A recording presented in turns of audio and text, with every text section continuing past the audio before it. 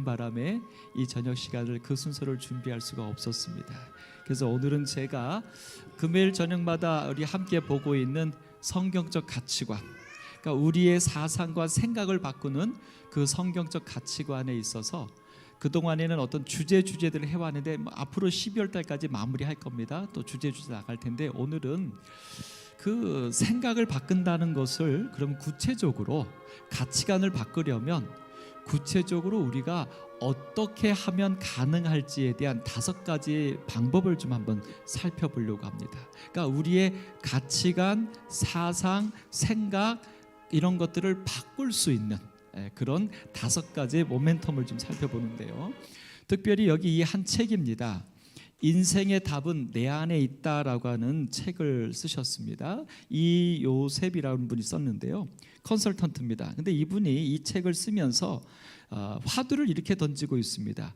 길 잃은 사람들을 위한 인생 인문학 이렇게 붙였어요. 길을 잃은 사람들을 위해서 인문학, 여러 책들을 속에서 그 답을 찾아서 제시하겠다라고 하면서 이 책을 쓴 겁니다. 길을 잃었다. 여러분과 저는 길을 잃었습니까?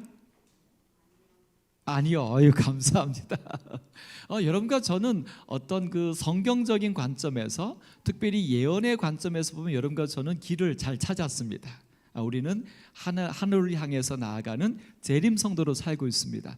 여러분 정말 감사하십시오. 정말 얼마나 큰 축복인지 모릅니다. 그런데 여러분 그런 우리들에게 또 한 가지 한번 생각해 볼 이슈가 하나 있죠. 이제 내일 안식일 설교 본문인데 예수님께서 재림하실 때 양과 염소를 나누는 비유를 주셨습니다. 또 열처녀의 비유도 주셨습니다. 그 다음에 잃어버린 3가지 비유도 주셨습니다. 이게 다 사실은 언제 때에 있을 일이냐면 예수님 재림 때에 있을 이야기들입니다. 그럼 여러분 한번 보겠습니다. 열처녀의 비유 가운데 우리가 나누어지는 슬기로운 5처녀와 소위 미련하다라고 하는 5처녀를 나누는데 여러분 미련한 5처녀는 길을 잃은 자들입니까? 그러니까 슬기로운 5처녀는 길을 올바로 걷고 있어서 슬기롭고 미련한 5처녀는 길을 잃어버렸기 때문에 미련한 것입니까? 그렇죠. 미련한 처녀들도 길을 잃은 게 아닙니다. 왜냐하면 그들도 등잔을 준비하고 있었고 불을 밝히고 있었고 그 다음에 신랑을 기다리고 있었어요.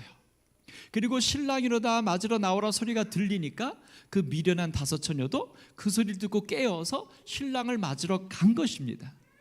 그런데 문제는 뭐예요? 준비가 되지 못해서 길을 잃어버리지는 않았는데 그 기름을 준비하지 못해서 그 잔치에 들어가지 못한 것입니다. 그러면 여러분 이제 오늘 재림 성도로 예언의 기별과 그리스도를 향한 하늘을 향한 인생의 분명한 길을 찾은 여러분과 저지만 사실은 우리가 뭐 할 수 있습니까? 그 찾은 길을 올바로 걸어서 하늘까지 들어가기에 우리가 길 위에서 멈춰서 있거나 길 위에서 방황하고 있다는 거죠. 길은 길인데 그 마지막까지 들어가지 못하고 방황하는 자들이 미련한 5처녀입니다. 여러분 양과 염소의 비유 가운데서도 보면 우리가 흔히 말하는 악인들, 염소. 근데 여러분 그 염소들의 이 비유 가운데서 가만히 보면 이제 그 예수님이 오셔서 말하죠.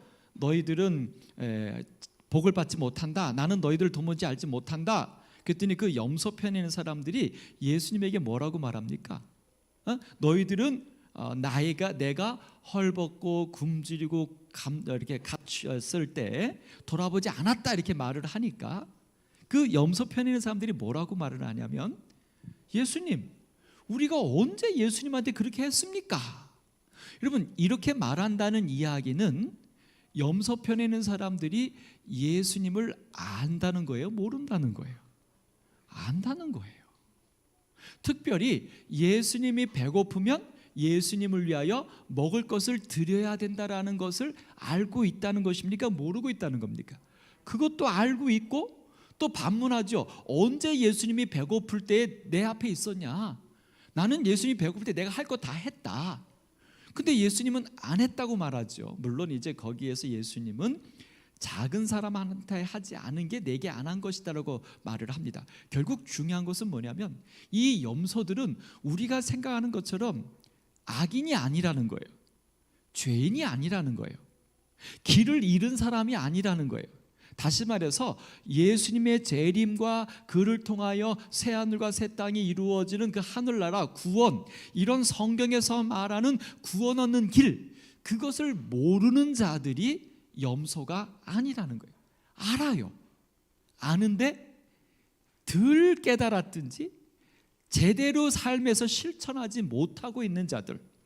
그러니까 분명히 예수님의 재림을 기다리고 구원을 기다리고 살고 있지만 그 구원 얻는 삶을 살아내지 못하고 있는 자들이에요.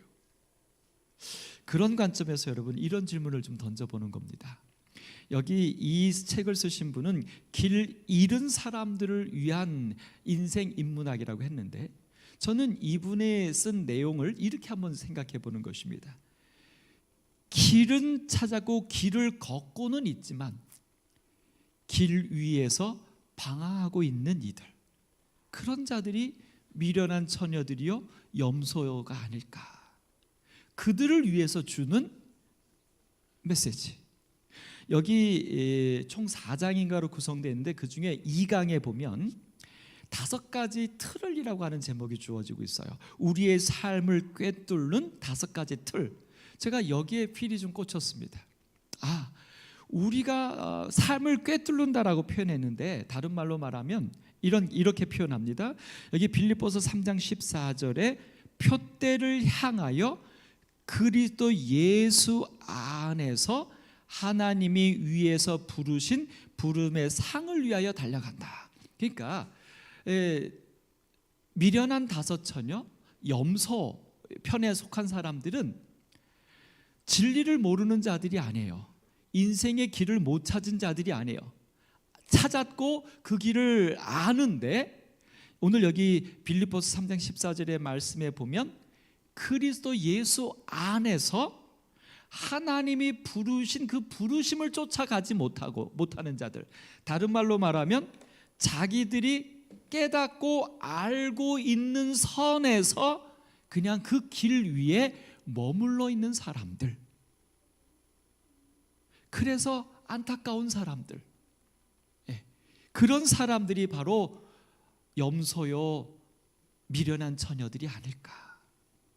그래서 이제 오늘 재림 성도된, 오남교회 성도된 여러분과 저는 길을 찾아야 될 사람들이 아니라 그 길을 끝까지 걸어갈 수 있도록 그리스도 예수 안에서 하나님이 부르시는 그 부르심을 받아야 될, 그 부르심의 능력을 입어야 될 우리들이 아닐까 싶은 생각을 갖습니다.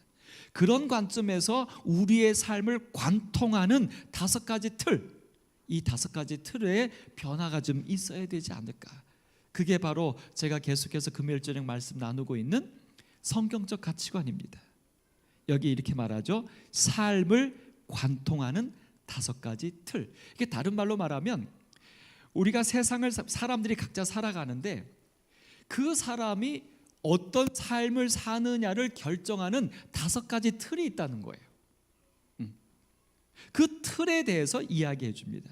자, 그 5가지 틀을 우리가 한번 좀 살펴보겠습니다. 첫 번째 틀은 프레임입니다.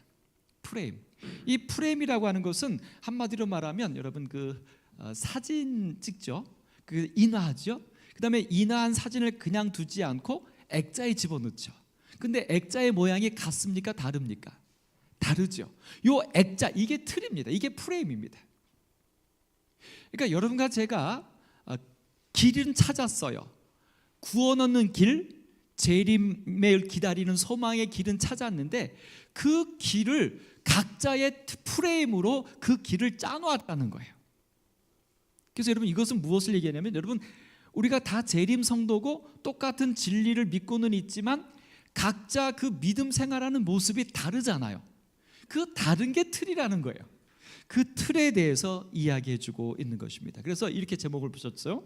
어떻게 보느냐에 따라 달라 보인다는 겁니다. 그러니까 성경에서 말하는 재림, 그다음에 마지막 때, 그다음에 마지막 때에 있을 여러 징조들, 그다음에 남은 자손의 어떤 모습들, 이런 것들을 우리가 똑같은 성경과 똑같은 말씀을 듣고 보고 읽고 있다는 거죠. 근데 이렇게 보고 듣고 읽은 것을 우리 각자의 믿음의 틀을 가지고 그 말씀을 내 삶에 적용하고 있다는 거예요. 그래서 무엇을 살펴봐야 되냐면, 혹시 그렇게 적용하고 있는 나의 틀이 슬기로운 처녀의 틀인지, 아니면 미련한 처녀의 틀로서 길 위에 있지만 그 끝까지 가지 못하고 길 위에서 방황하고 있는 것은 아닌지를 살펴보아야 한다는 것입니다.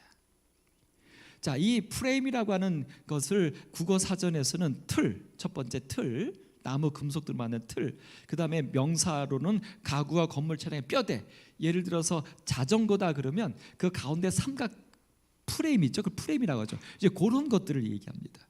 동사로는 태를 두르다, 그 다음에 또 죄 같은 것을 뒤집어 씌우다, 그렇게 이 사람은 어떤 사람이야 라고 이렇게 규정하다, 이런 개념입니다.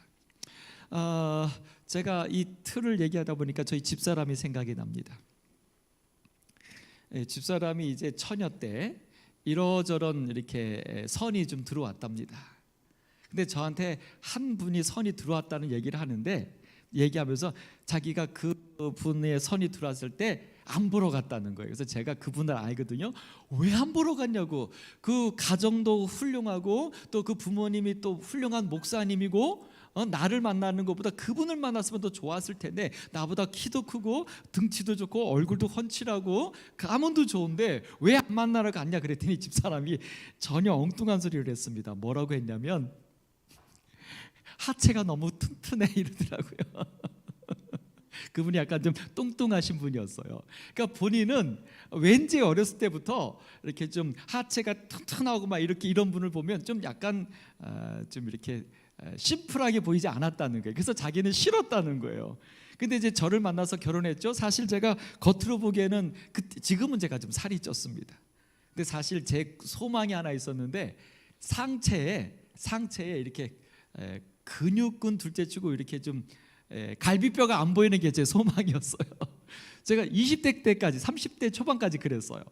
그러니까 배가 나오는 건 둘째치고 이 상체가 옷을 벗어놓으면 아주 왜소했습니다.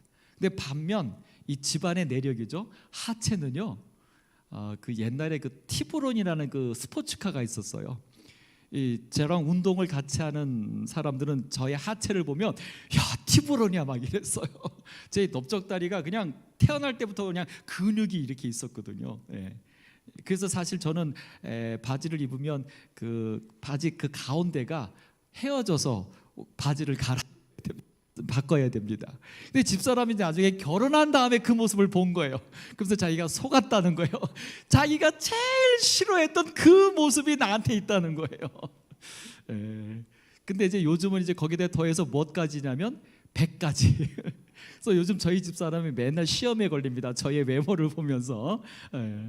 이게 왜 그러냐면, 하나님이 저희 집사람의 틀을 깨려고, 이런 사람도 사랑할 수 있게 틀을 깨려고, 이 프레임을 깨려고 하나님이 저를 만나게 해주신 것으로 저는 믿습니다.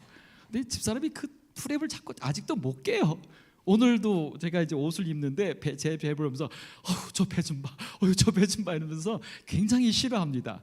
아마 우리 집사람이 이 틀을 깨는 날이 성령 충만한 날일 거라고 생각합니다. 여러분, 각자 우리는 어떤 틀을 갖고 있어요. 어떤 고정관념이죠. 그 생각들을 갖고 있어요. 여기 이렇게 말합니다. 프레임은 사물을 바라보는 시선이나 인식을 가능하게 하는 틀이다.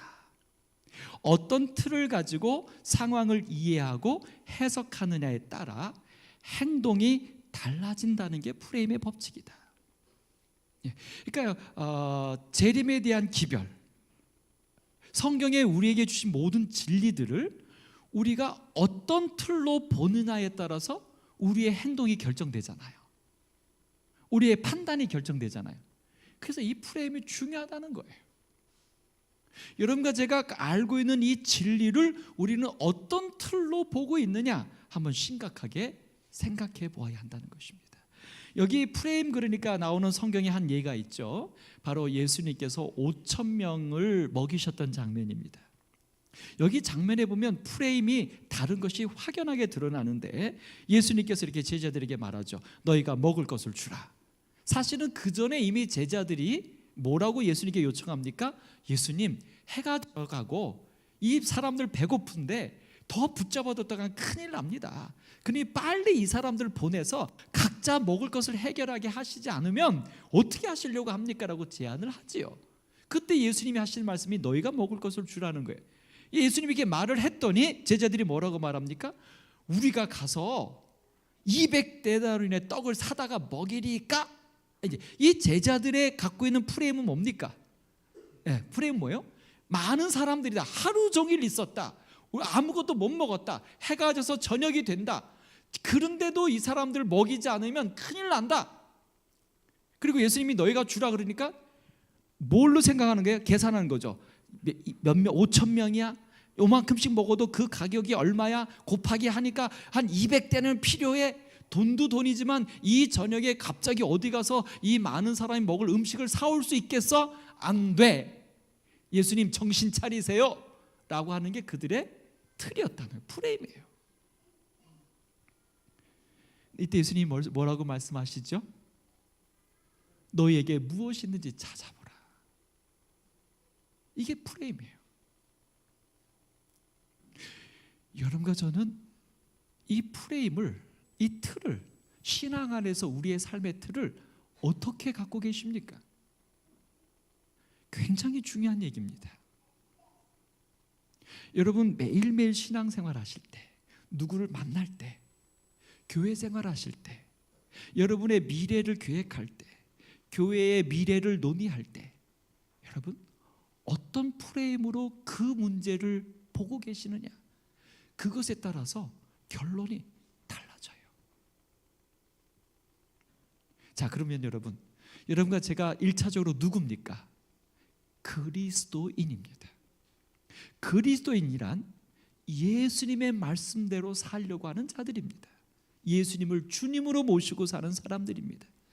그 그리스도인이라고 하는 프레임으로 우리의 모든 삶을 보고 계십니까? 플러스 우리는 그리스도인일 뿐만 아니라 재림 성도입니다.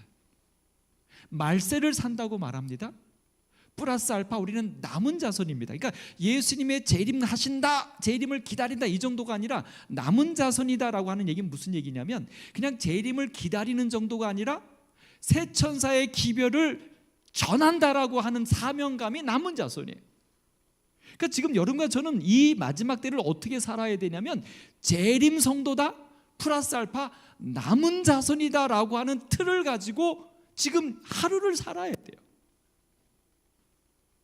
우리의 미래를 생각해야 돼요.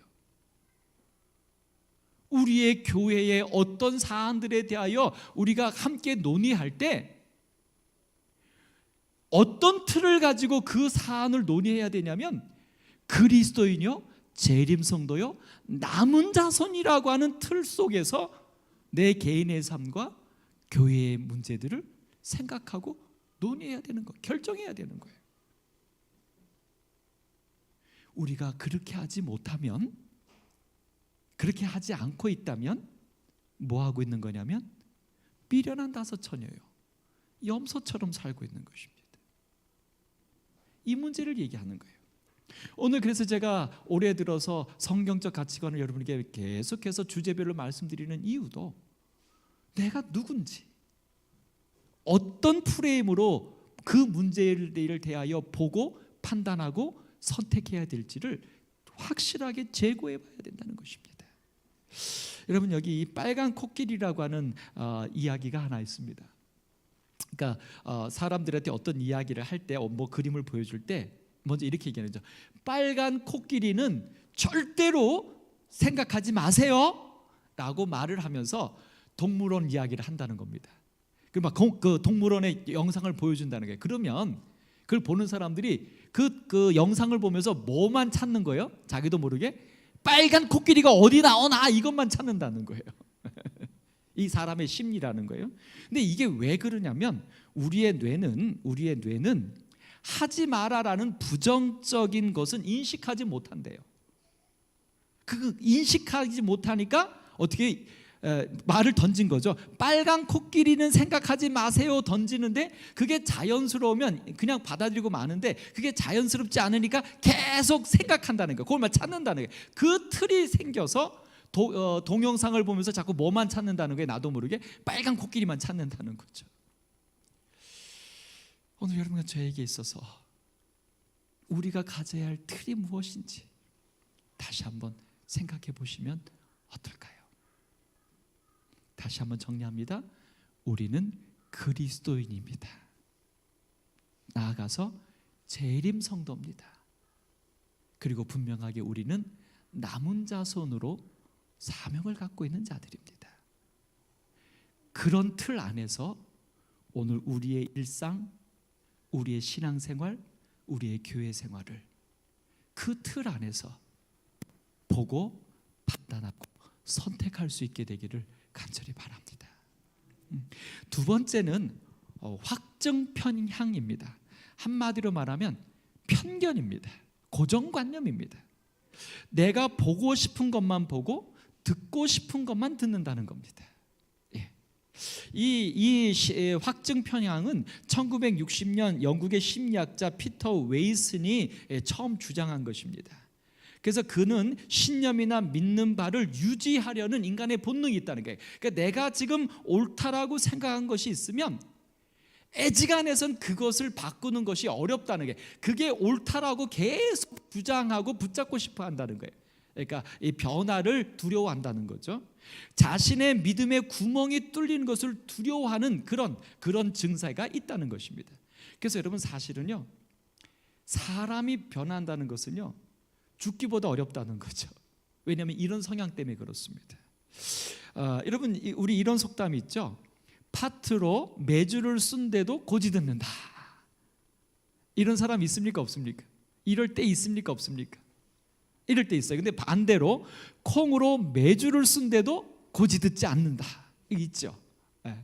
이 두 가지가 다 사실은 위에 것은 맹신이에요. 맹신하면 크니. 근데 밑에 것은 불신이에요. 자기의 생각을 바꾸지 않는 겁니다. 근데 이 두 가지 다 사실은 확증 편향이라는 거예요.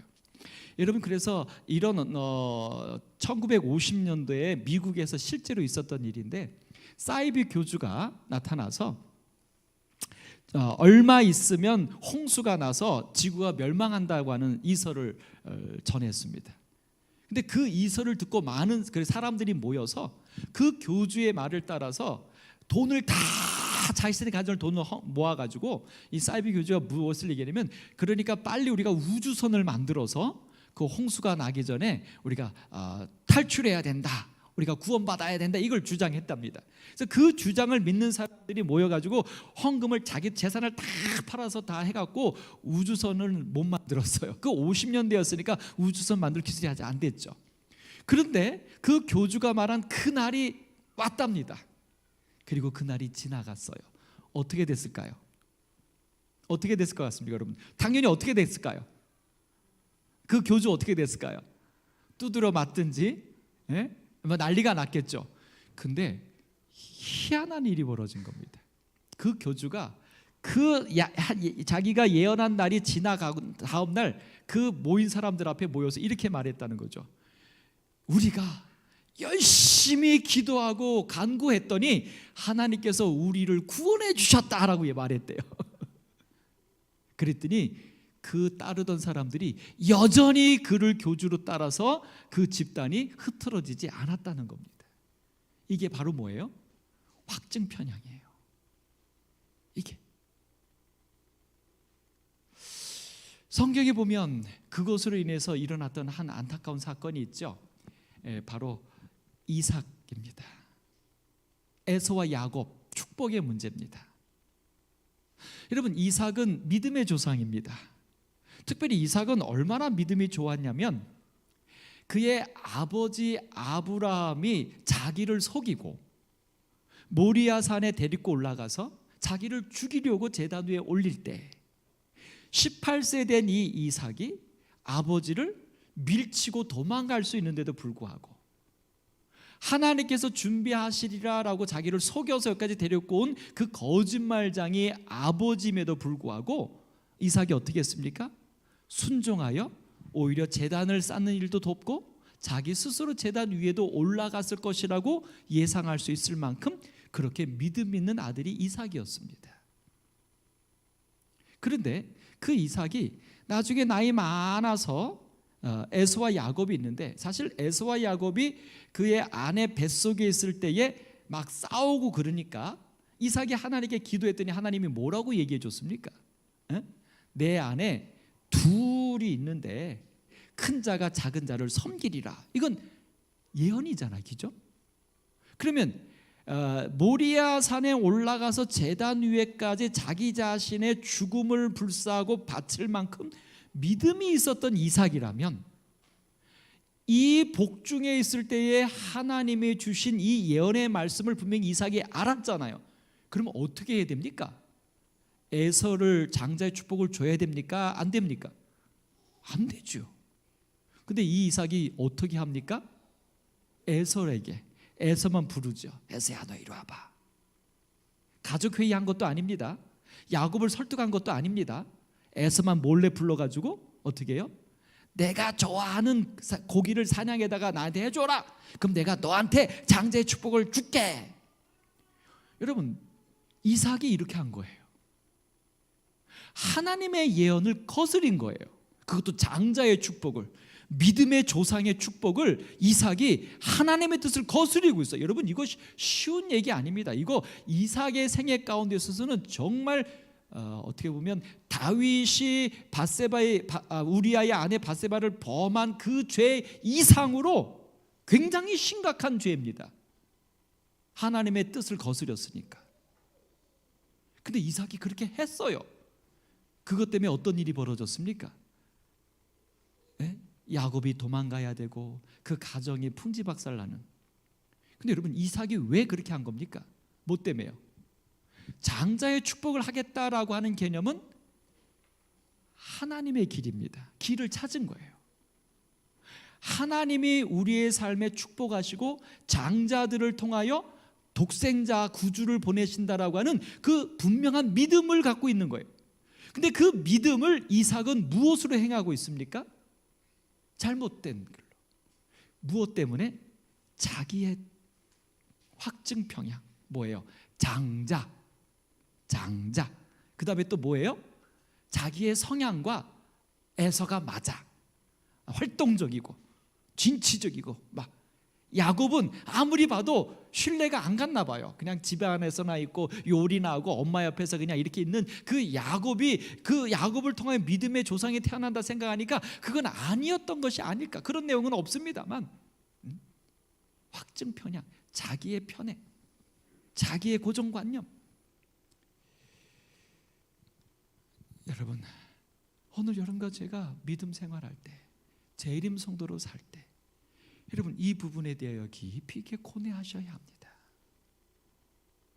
특별히 여러분, 우리가 다 경험하시지 않습니까?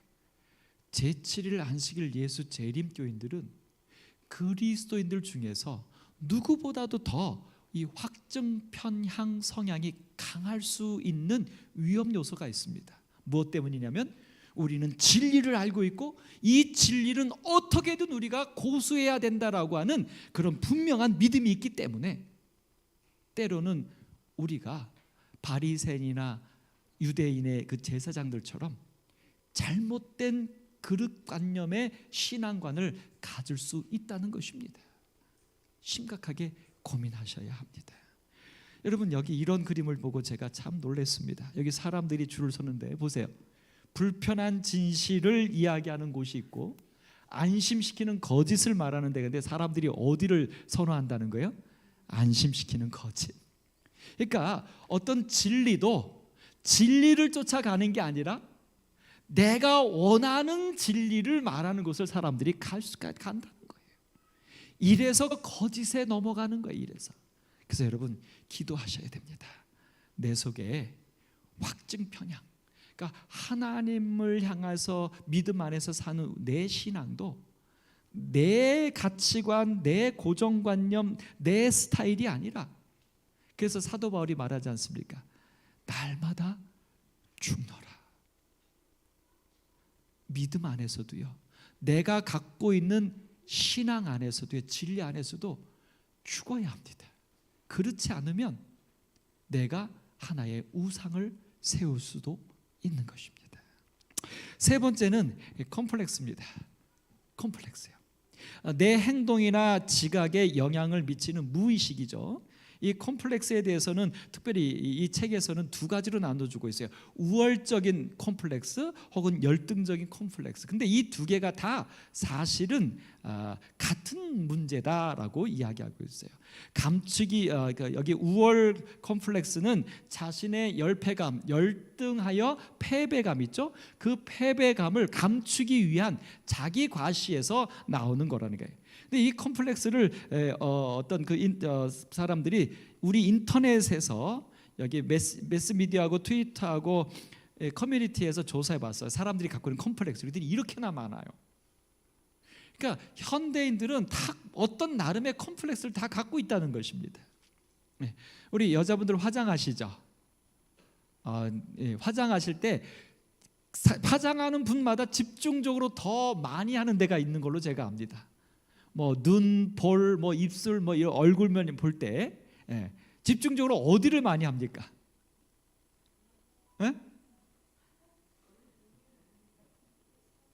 네? 조지쌤 어디를 많이 하십니까? 그 뭐 이렇게 눈 그리는 게 아이라인이라고 하나요? 그 아이라인도 뭐 눈이 큰 사람, 작은 사람, 쌍꺼풀 있는 사람, 없는 사람 뭐 이런 사람에 있어서 그 그리는 방식이 좀 다른 걸로 제가 압니다. 그래서 크게 보이거나 막 이렇게 하려고 너무나 뭐 이렇게 다르죠. 그러니까 그게 뭐예요? 그게 다 콤플렉스라는 거예요. 그 부분에 있어. 저번에 하여튼 우리 양여한 목사님의 콤플렉스는 뭐였다고요? 그때 저도 한참 웃었습니다. 마이크가 밑에서 위로 오래. 저는 그건 생전 처음 생각도 안 해본 거거든요. 그런 나름의 콤플렉스들 다 있는 거죠. 다 있어요. 여러분, 저는 콤플렉스가 있습니다. 제가 있는 콤플렉스는 뭐냐면 안 가르쳐 줍니다. 왜냐면 아직도 저는 그 콤플렉스에서 벗어나지 못했기 때문에 그 저의 수치를 드러내는 것이 사실은 쉽지 않아요. 근데 여러분, 아주 참 좋은 것은요, 각자 갖고 있는 콤플렉스는 그 사람의 단점이기도 하지만 그 콤플렉스가 그 사람을 승리하게 하는 요소도 된다고 말아요. 여러분, 그래서 성경에 보면 컴플렉스를 가진 자가 하나 있었죠. 바로 아브라함입니다.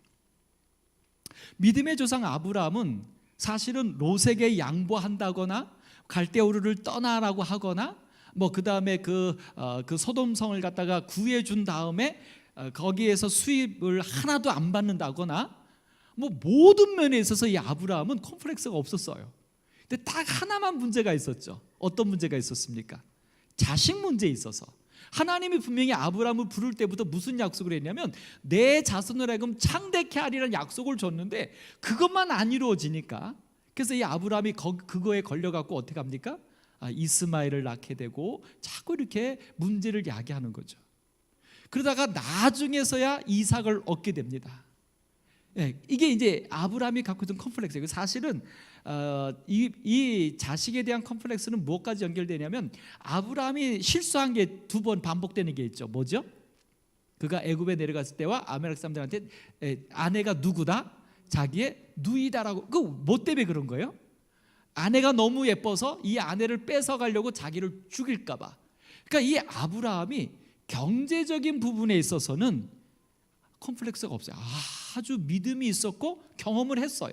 하나님이 부를 쏘아다 주시고 자기를 인도하신 건 알았는데 무엇에 대해서는 그가 믿음이 연약했냐면 생명에 대해서.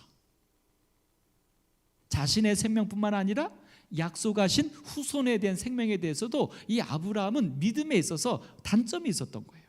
그래서 사실은 하나님이 처음부터 이삭을 주지 않은 것도 그 아브라함의 그 컴플렉스를 이 하나님께서 회복해 주시려고.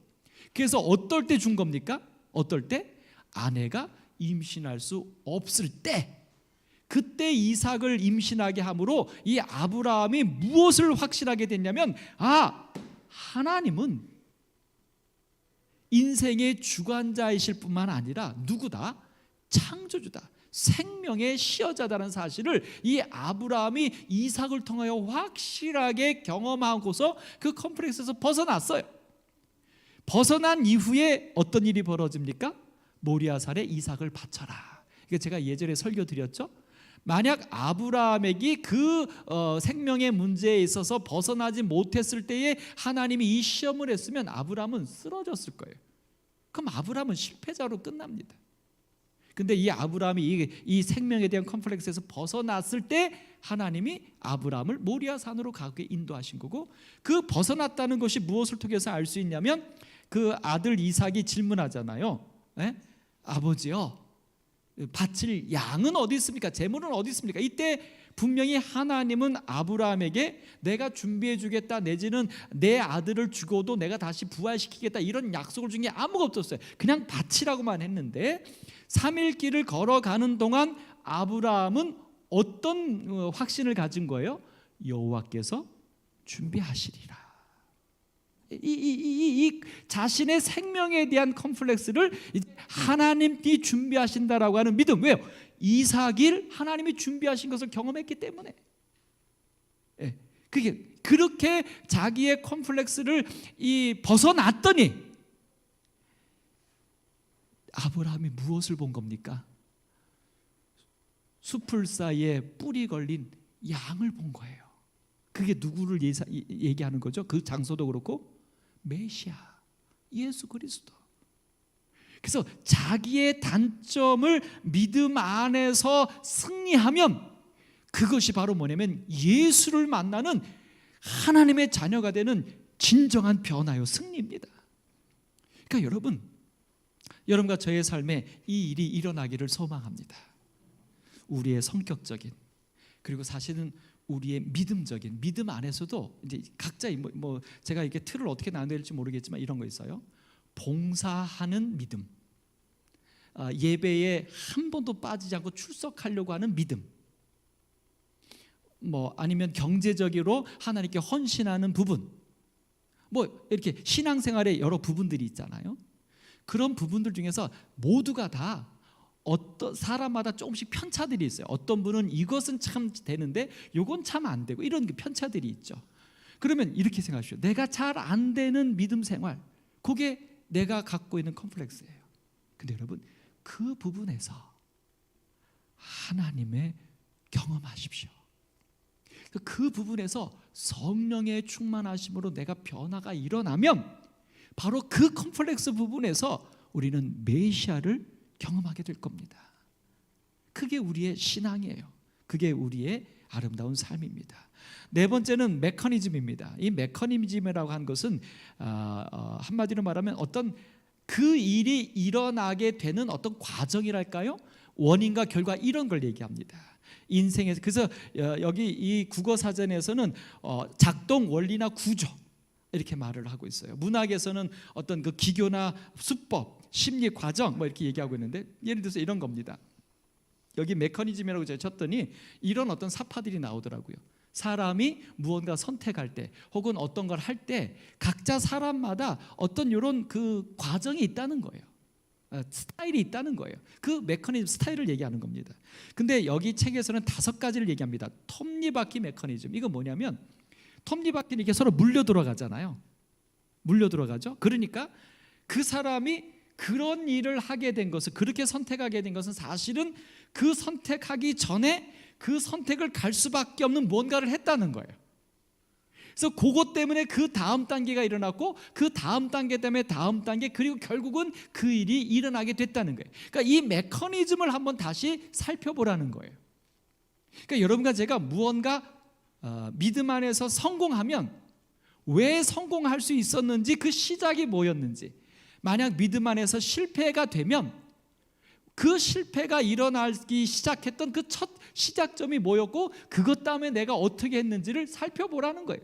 그럼 그게 내 문제라는 거예요. 그래서 그 실패했을 때에 아이고 실패했구나라고 거기서 좌절하거나 안타까워하지만 말고, 왜 실패까지 이르러 왔는지의 시작부터 딱 따져놓고 보면 사실은 그게 내 스타일이에요. 그걸 벗어나야 된다는 거예요. 그러려면 첫 시작의 단추를 내가 늘 하던 대로가 아니라 다른 모양으로 믿음 안에서 시작을 해보게 되면 과정이 달라지고 결과도 달라질 수 있다는 겁니다. 여러분 한번 좀 생각해 보십시오.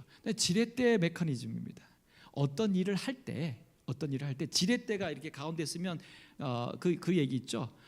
지구를 들어올릴 지렛대만 있으면 나는 지구를 들어올릴 수 있다. 뭐 이런 얘기를 한 사람이 있어요.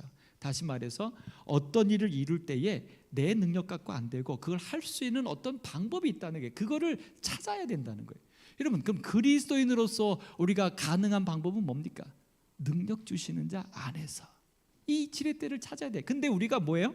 그리스도인인데 이 메커니즘을 그리스도 능력 주신 자 안에서 그 일을 하는 게 아니라 그냥 내가 먼저 하는 거죠. 그냥 세상적인 방법을 찾아서 선택해서 하는 거예요. 그렇게 해서 시작을 해놓으니까 그 다음의 모습은 이렇고 그 다음의 모습은 이렇고 결과는 이렇게 나는 거예요. 그리스도인인데 전혀 그리스도인답지 않은 결과가 내려지는 것인데 뭐 때문에 그래요? 시작부터 그리스도인의 메커니즘으로 시작하지 않았기 때문에. 자, 이런 얘기입니다. 시계추는 어떻게 됩니까? 밑에 그 옛날 그 괴종시계 계속 움직이죠. 왜 움직이는 겁니까 이게? 가운데 정지하려고는 회귀 본능이거든요. 중심에. 그래서 왔다 갔다 하는 거거든요. 그러니까 그리스도인의 중심이 어디냐? 여러분과 저의 중심이 어디? 메커니즘이 어디에 중심을 잡아야 하느냐? 분명하죠. 진리, 하나님. 그 중심이 흐트러지면 흐트러진 선택은 흐트러진 결과를 낳을 수밖에 없다는 것입니다. 그 다음에 네 번째 방아쇠 메커니즘에 이건 뭐냐면 여러분 총을 쏠 때 이렇게 방아쇠 당기죠.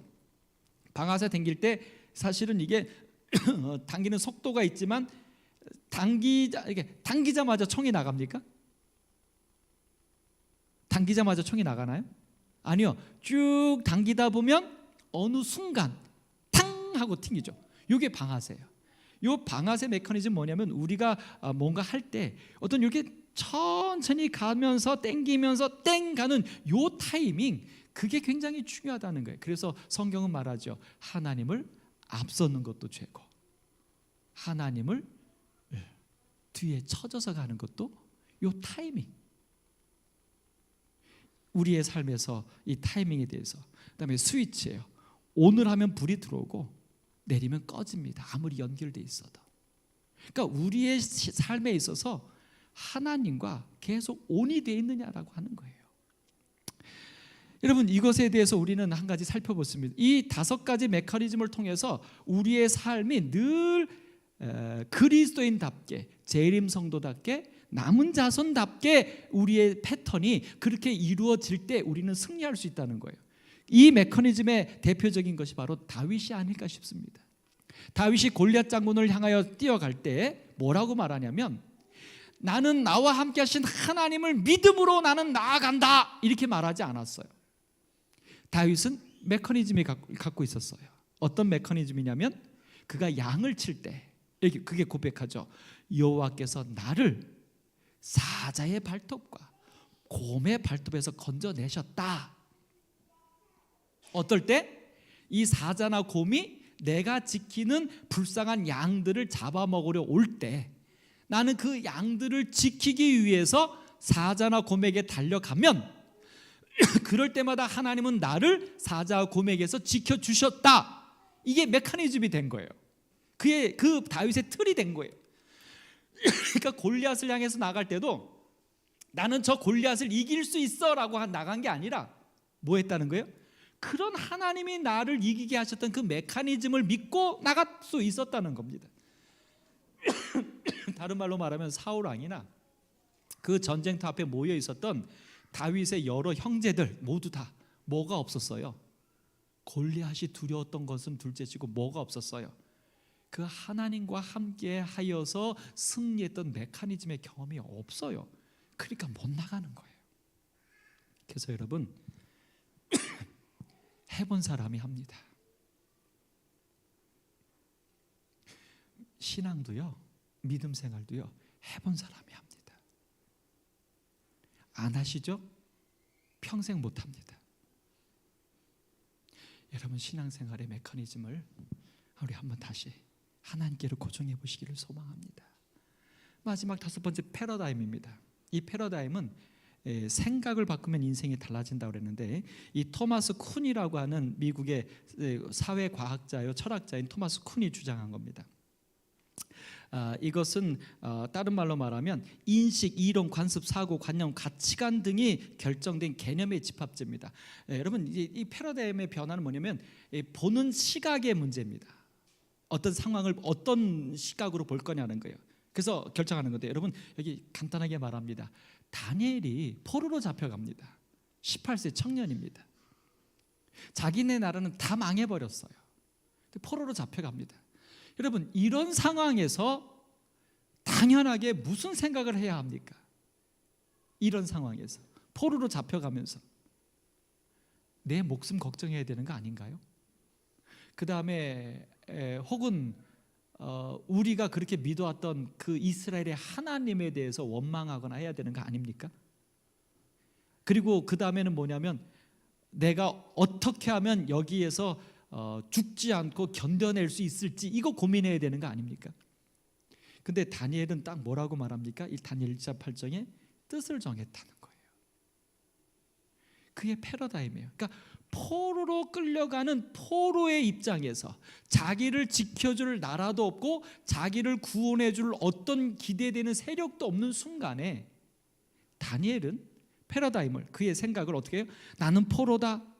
나는 어떻게든 견뎌내야 돼. 내 운명이 어떻게 될까? 절망과 고민과 번뇌와 이런 거 빠진 게 아니라 그 포로로 잡혀가는 그 순간에 다니엘은 무슨 생각을 한 거예요? 하나님께 뜻을 정했다는 거예요. 여러분, 근데 성경 가만히 보십시오. 성경에서 승리한 그리스도인들, 그 시대를 이겨낸 그리스도인들은 다 한결같이 이 패러다임이 그랬습니다. 주어진 상황에 어떻게 내가 여기서 견딜까? 내 운명이 어떻게 될까?